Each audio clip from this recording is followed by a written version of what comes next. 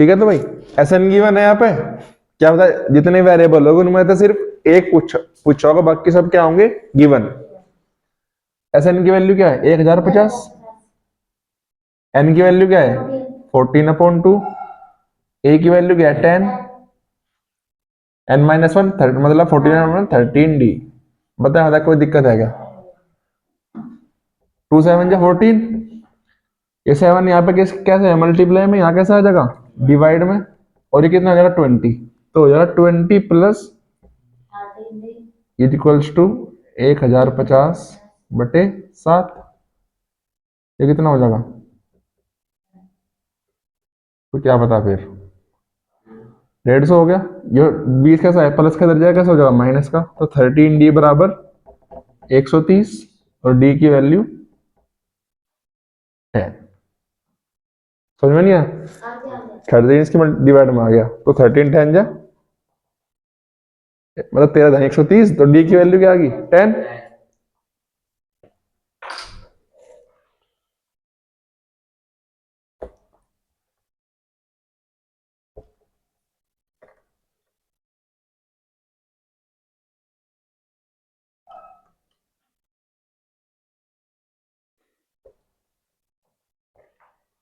चलो भाई अब करो,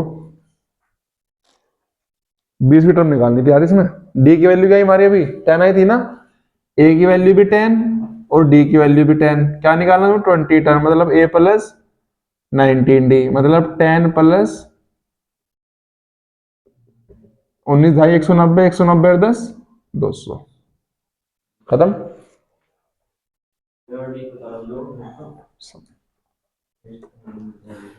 सिस्टम 19 ढाई 90 होगा,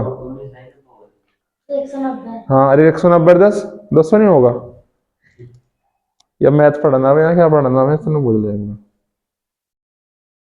देखो भाई, how many terms of an AP taken so that their sum is 78, वही सेम एपी बोल लो, क्वेश्चन में देख के क्या है जल्दी बोल लो।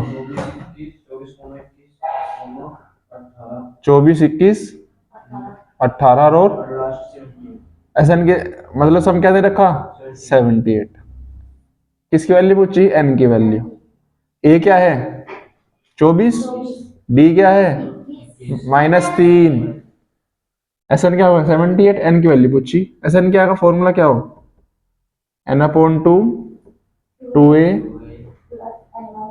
1 × d, ठीक है जी। एस एन की वैल्यू 78, n/2 का मतलब n तो फाइंड ही करना, 2 × 8 224 प्लस n-1, d की वैल्यू इसे इधर पहुंचाना 2 8 16 2 7 14 1 15 बराबर n, 24 दूनी 48 -3n प्लस 3 48,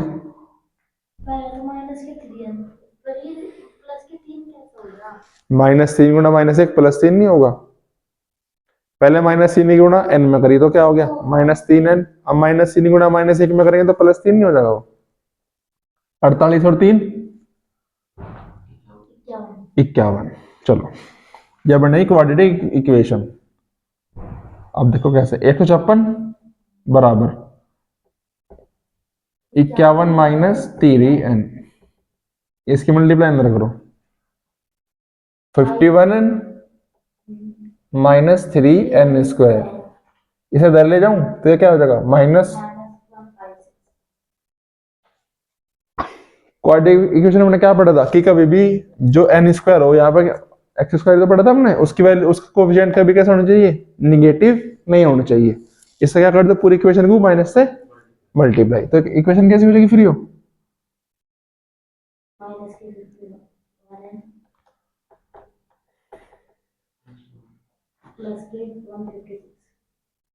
बराबर 0। देखो वैसे तो पूरी इक्वेशन 3 से डिवाइड हो रही है, 3 से डिवाइड कर दूं क्या हो जाएगा n²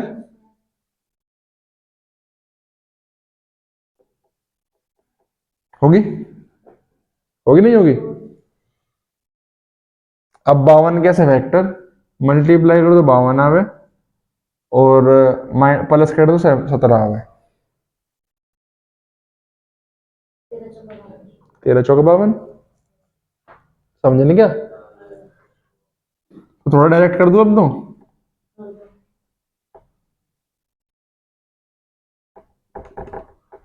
n common n-13 -4 common n-13।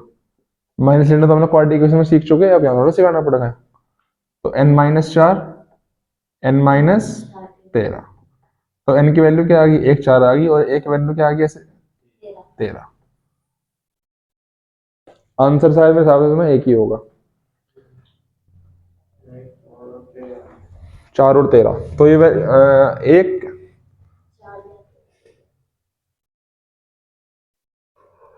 24 और 21 कितने हो गए? 24 और 21 कितने हो गए? 45 और 18 63। अगली टर्म क्या होगी यहाँ पे? 15। 63 और 15 78। तो समझ रहे हो क्या करना चाह रहा मैं? कि अगर चार, क्वेश्चन क्या है, जो ऐसा दे रखा है, क्या दे रखा है? वो इस एपी का सम। पहली टर्म क्या है एपी की? हमारी वैल्यू क्या आई? एक तो वैल्यू 4 आई। 4 का मतलब इस एपी में 4 टर्म है, 3 टर्म पहले गिवन है, चौथी टर्म क्या होगी इसकी? 15 हो जाएगी, नहीं होगी? आंसर चेक करने के लिए आंसर हमारे यहीं तक आ चुका। देखो 24 और 21 45, 45 और 18 63, 63 और 15, आंसर हमारा सही है। समझ गए? ये सिर्फ आंसर वेरीफाई करा हमने, वैल्यू दोनों ही ठीक होंगी, 4 भी और 13 भी।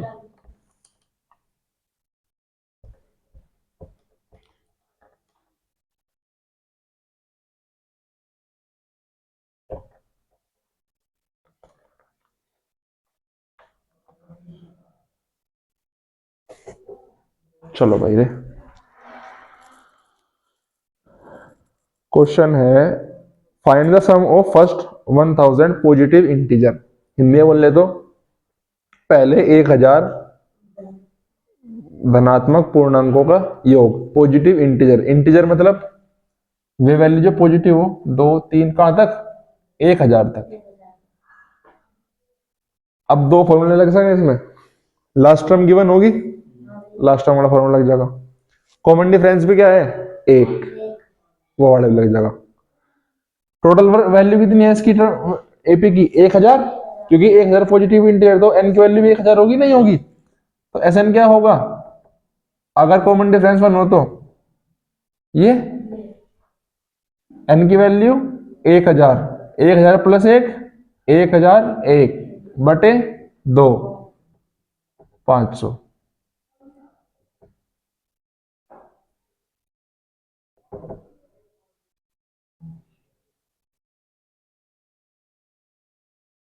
ये हमारा क्या आ गया आंसर? 500 500। ठीक है जी, समझ गए? समझ गए नहीं भाई? कॉमन डिफरेंस वन था तो इसलिए कॉमन डिफरेंस वन वाला फॉर्मूला हमने लगा दिया। या फिर हो सके एक बार उससे देख लो, एल वाले से, वो क्या हो? ए प्लस एल, यही तो नहीं होता? एन की वैल्यू क्या है? वही 1000 बटे 2।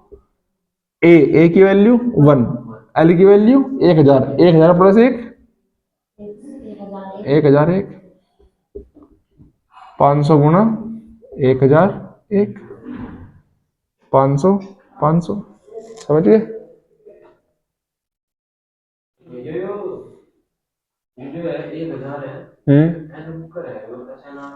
ऐसा पागल है क्या? जब 1000 पॉजिटिव इंटीजर ले रहे, एसन कैसा? एसन का मतलब क्या? उसका जोड़। और नंबर ऑफ टर्म्स कितनी है इसमें? 1000।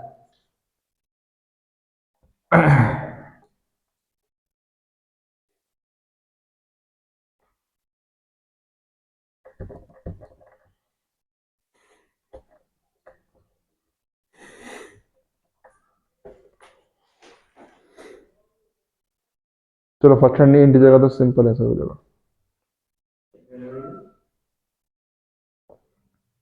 क्वेश्चन नंबर, एग्जांपल नंबर देखो 15।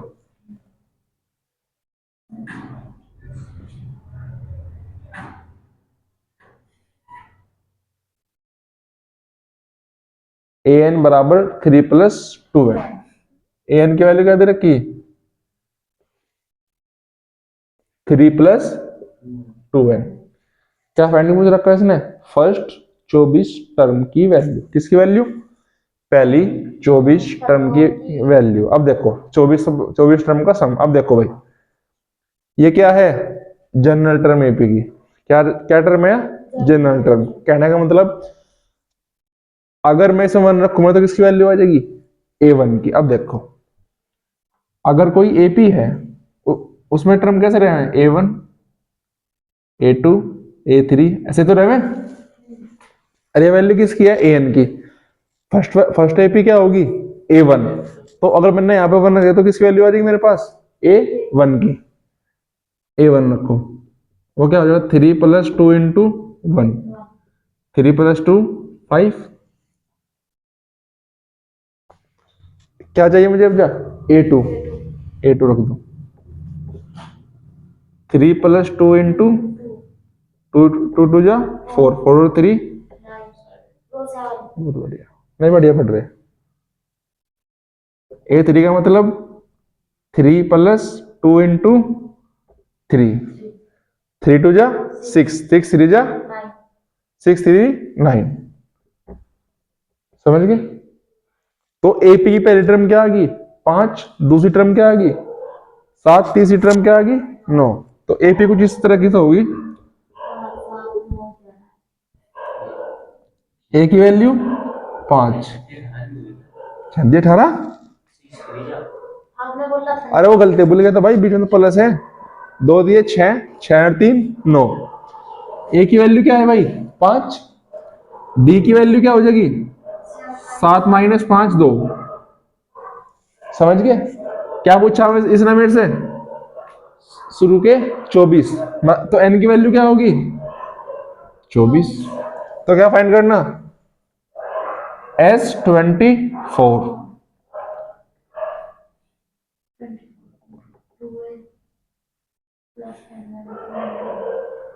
और ज्यादा ही एक तो तरीका ही हो गया, यही कर लो, क्वेश्चन सोल्व हो जाएगा। अब एक फॉर्मूला क्या हो, अगर मेरे पास क्या हो, लास्ट टर्म भी गिवन हो। क्या गिवन हो, तो लास्ट टर्म कौन सी बैठेगी इसकी, जो 24वें नंबर पे होगी। तो अगर मैं A24 निकालना चाहूँ यहां से मैं फाइंड कर सकता हूँ सभी। A24 वो क्या हो जाएगी 3 + 2 × 24, 24 दूनी 48 और 3 51। तो ये टर्म कौन सी होगी 24, मतलब इस एपी की लास्ट टर्म। तो वाले फॉर्मूला से लिख सकता, लगा दो ये वाला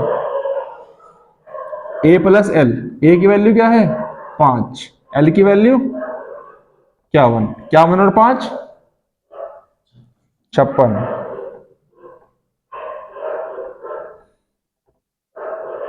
28, 28 × 24 672। ये क्या आ गया आंसर। ठीक है भाई, भैया A1 जो हो तो पानी दियो A मुझे। होगा। हाँ A1 हो, ए हो। अगर तुमने बताओ मैंने A1 को लिखा 1 कहाँ लिखा, ये इनका मल्टीप्लाई तो पहले टर्म निकल लूंगा तो मैंने तो रखूंगा भाई।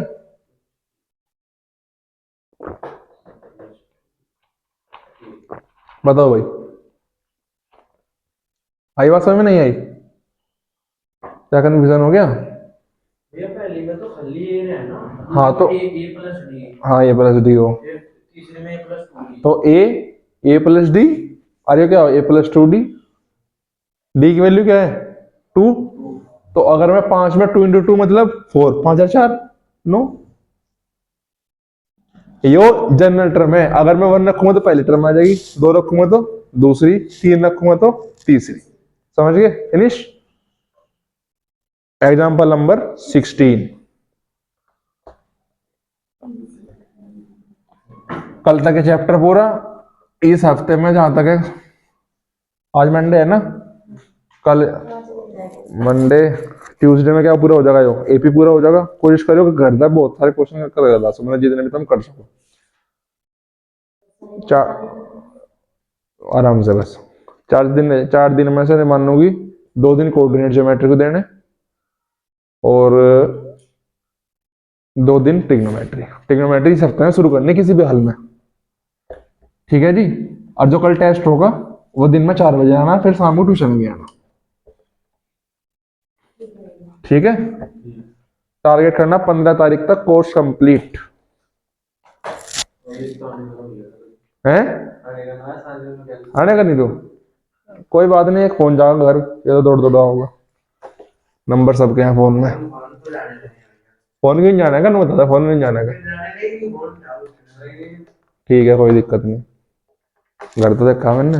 हाँ ये बात अलग है, पर फोन नहीं उठा। चलो जी बजाओ। ए मैन्युफैक्चरर ऑफ टीवी,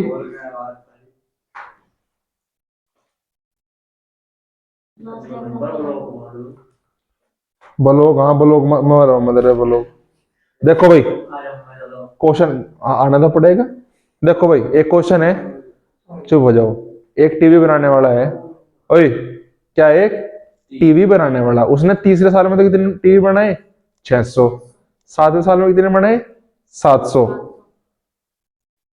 तो ये फर्स्ट पार्ट क्या है, ये निकालना कि देखो तीसरे साल में कितने बनाए उसने, 600, और 7वें साल में 700। ये बताना कि पहले साल में उसने कितने टीवी बनाए। तो मानने इस क्वेश्चन को इस तरीके से समझो, मानने की बात है। तो जैसे मैं ट्यूशन पढ़ा रहा, ट्यूशन पढ़ा तो मेरा 1 साल पूरा हो गया, अगली 26 सितंबर को दूसरा साल कंप्लीट, उससे अगली 26 सितंबर को तीसरा साल कंप्लीट। कहने का मतलब अगर मैं कोई काम आज से शुरू कर रहा तो उसका मतलब वो क्या हो जाएगा, तीसरा साल कब आओगा, जब पहला साल कंप्लीट हो चुका होगा। तो इसी प्रकार इस टीवी वाले ने क्या क्वेश्चन में क्या कहा, इस तीसरे साल की बात हुई, तो कभी ना कभी उसने पहला साल भी तो पूरा हुआ होगा। तो ये लेट कर लो, ये हो गया उसका पहला साल कंप्लीट, यहाँ हो गया इसका दूसरा साल कंप्लीट, यहाँ हो गया तीसरा साल, यहाँ हो गया, ये हो गया 5वां, ये हो गया 6ठा, 7वां। समझ करने के बाद चल रहा, कोई भी काम शुरू करेंगे तो एक से शुरू, समझ गए, जैसे मैं क्या करने जा रहा था, समझ गए नहीं। तो उसने कुछ टीवी पहले साल बनाए होंगे, कुछ टीवी दूसरे साल, कुछ टीवी, कुछ का मतलब भाई देखो ना, ये पहले का पता ना, दूसरे का पता, मैं तीसरे का पता, कितने टीवी बनाए थे तीसरे साल में, 600। चौथे का नहीं पता, 5वें का नहीं पता, छठे का नहीं पता, 7वें में कितने बनाए उसने, 700। तो इस चीज को इस प्रकार से समझो कि एक एपी की तीसरी टर्म क्या है, 600, 7वीं टर्म क्या है, फाइंड क्या करनी, पहली टर्म, समझ गए। तो A3 क्या दे रखी, 600, A7 क्या दे रखी, 700। A3 का मतलब A प्लस बराबर 600, A7 का मतलब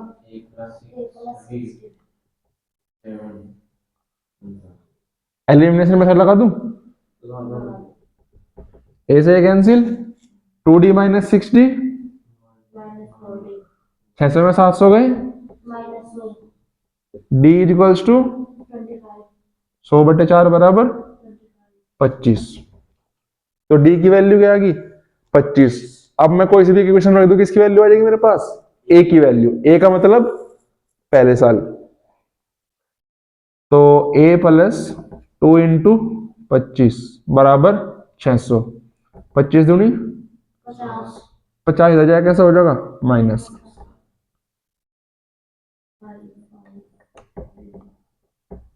कितना हो जाएगा, 550। तो उसने पहले साल में कितने डी बनाए होंगे भाई, 550। लग ही नहीं रहा मुझे, सही है आंसर, सही है, सही है, सही है, सही है, सही 1500 का है, 550। तो पहले साल में किसने टीवी बनाई उसने, 550, समझ गए। कोई भी वर्ड प्रॉब्लम होगी आखिरकार वो उस वर्ड प्रॉब्लम से क्या बनेगी, एपी ही बनेगी, समझ गए। एपी तो बननी थी पहले साल में, दूसरे साल में सब चीजें घुमाने की तो है। अगर नॉर्मल सीखो तो क्या है, एपी तो है नॉर्मल, समझ गए नहीं। चलो भाई अब पूछ रहा production in the 10th year. 10th year का मतलब A10 की वैल्यू, A10 क्या हो जाएगा, A प्लस 90। ए की वैल्यू क्या है, 5509। 9 डी की value 25 number 225। 550 plus 225 775 answer. Ink डाल दो भाई मार्कर में। डल रही में इंक। दोबारा 2 और गिर दो। ठीक है, मार्कर तो बहुत सारे रखे हैं, 6-7 मार्कर हो गए, तो इसमें गिर देना, क्या हो गया, समझ गए? हैं? हाँ दोनों तो लिख दूंगा मैं तो। चलो भाई, अब क्वेश्चन है थर्ड पार्ट, क्या total production in first 7 years. भाई क्वेश्चन का तीसरा पार्ट क्या है, शुरू के 7 साल में कितना प्रोडक्शन हुआ, मतलब शुरू के 7 साल में उसने टोटल कितने टीवी बनाए। इसका मतलब क्या हो गया, S7 निकालना मुझे, क्या निकालना, S7। S7 क्या होगा, 2। A की वैल्यू क्या है, 550। और 7वें साल में कितने टीवी बनाए थे उसने, 700।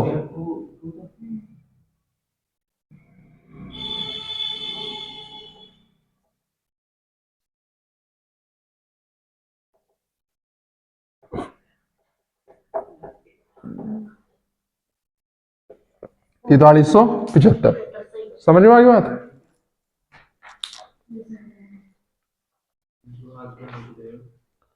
चलो टाइम क्या हो गया भाई, अरे उस सब कह रहा, टाइम क्या हो गया, अरे ओ पहले टाइम बता,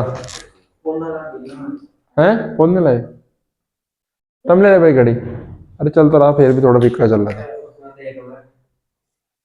देखिए वो रुपये कितना टाइम हो गया, 8-4 हो गया। 8-4 ही हो गए जितना। हाँ वो जिब तक आ तो 2-4 घंटे तक पड़ रहा। 8-10% करो आगे ये भी नहीं कट रहा। तो यहाँ टेम कटना है, ट्यूशन पढ़ाना है भाई। ऐसे क्वेश्चन आ रहे हैं समझ में वाला और समझ में आया क्वेश्चन, भैया हाँ तो सेंटा क्लॉज बोलो। सेंटा क्लॉज, आज तो क्रिसमस डे भी आज तो है, क्रिसमस डे, बहुत बढ़िया, मैरी क्रिसमस है। अब देखो 5.3 एक्सरसाइज खोल लो, अब जोन से क्वेश्चन घर से करके लाने 5.3।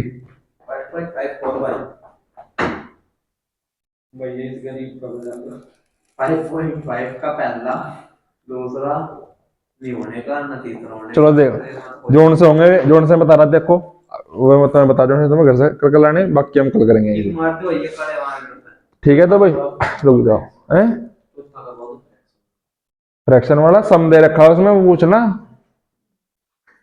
जब पूछ रहा क्या पहले चौथा पार्ट, फाइंड द सम निकालना है इसका।